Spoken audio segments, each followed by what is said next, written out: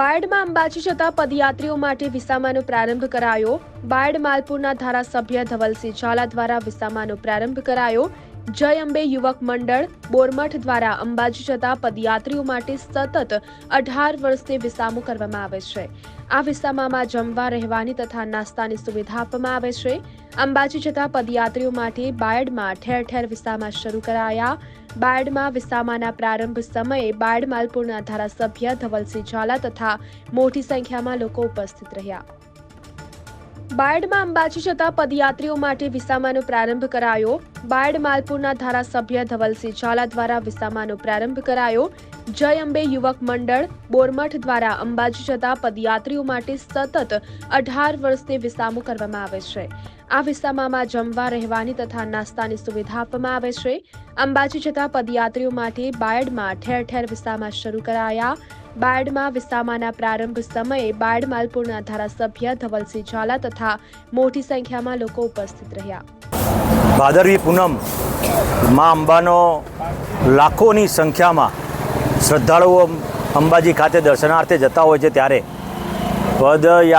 પગપાળા જતા હોય છે અને ચારે દિશામાંથી ગુજરાતના ચારે ખૂણામાંથી અને રાજસ્થાનની આજુબાજુના વિસ્તારોમાંથી પણ લોકો પદયાત્રા સાથે માં અંબાના દર્શને જતા હોય છે।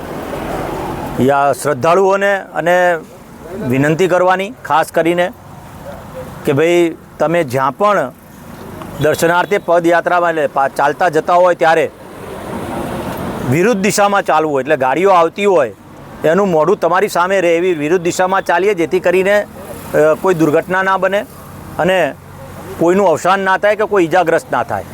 સાથે જ આપણી જવાબદારી છે કે આપણા માં જગદંબાના મંદિરની અંદર કે ક્યાંય પણ રસ્તા પર જતા હોઈએ ત્યારે ક્યાંય પણ બગાડ ના થાય અને કચરાનો ક્યાંય કહેવાય રોડ ઉપર નાખવામાં ન આવે તેવી તમામ શ્રદ્ધાળુઓને વિનંતી કરું છું। અને સ્વયંસેવકો જે સેવા માટે કેમ્પ બનાવતા હોય છે તેમને પણ વિનંતી કરવાની કે તમામ જગ્યાએ આપ સેવાના કાર્યમાં કરો છો। આપ બધાને અભિનંદન આપું છું કે આવું સેવાના કાર્યની અંદર આપ જોડાઈને આજે પદયાત્રીઓની સેવા કરો છો।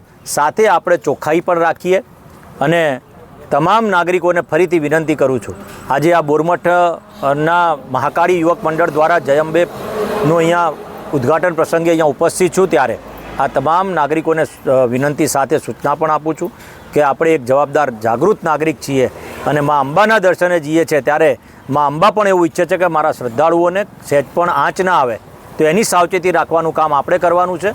ઘણી બધી જગ્યા પર આપણે જોતા હોઈએ છીએ કે બને ત્યાં સુધી રાત્રે જ્યારે ચાલતા હોય ત્યારે એવા કપડાં પહેરવા કે રાત્રે અજવાળામાં પણ તમને દેખાય।